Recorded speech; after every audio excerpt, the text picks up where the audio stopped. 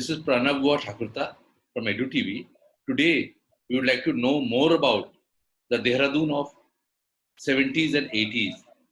And the right person is Mr. Dutt, Mr. Sandeep Dutt. Was born, brought up out there, studied in the prestigious Doon School. And he runs a very famous bookshop out there, English Book Depot, which is popularly known as EBD.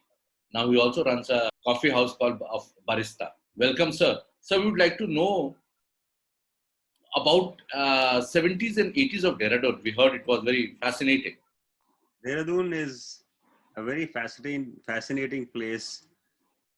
I clearly remember my 50 years as if it was just yesterday.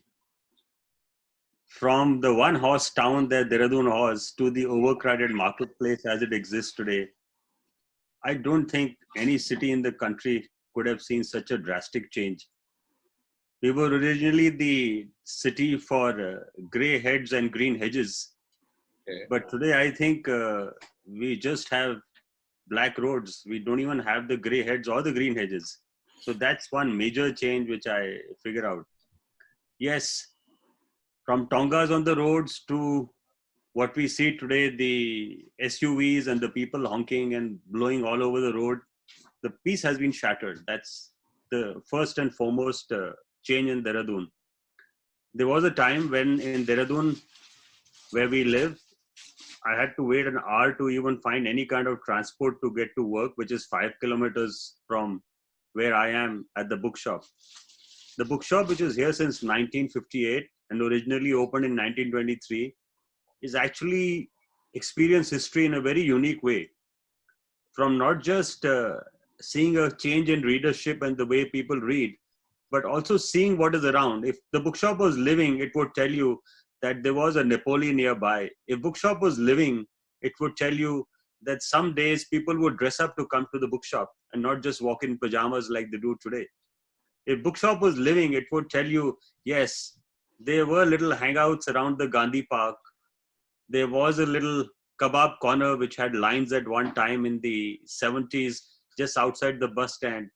The good old Moti Mahal, the perhaps food joint, the GCs, the Doon School students, or any school and any visitor had to go to.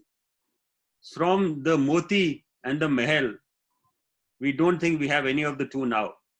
So the jukebox of Napoli is no more, can't hear that sound anymore. The May Queen Ball of Savoy, which was in Missouri, attracted hundreds of Doonites to go up there, is no more. And even the Doon Club, which had the best of ladies and gentlemen, it pains me to say, is no more. So these are changes which have happened in a short span of just 50 years.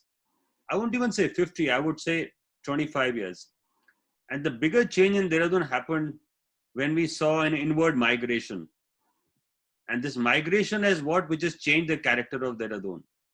So the demographic change, if one was to chronicle in any city in India, Dehradun would be a classic case where you could chronicle it. As we became capital in my lifetime, and as we moved from one horse town to an overcrowded marketplace, I think we've really changed. Dehradun for the salubrious climate, Dehradun for the pristine water springs, Dehradun for the clean canals which almost flowed in every direction. It's really changed. And if you look back in the last few months, I think as I've been home, I've been reminiscing. What have we done? Have we done something to build civilization?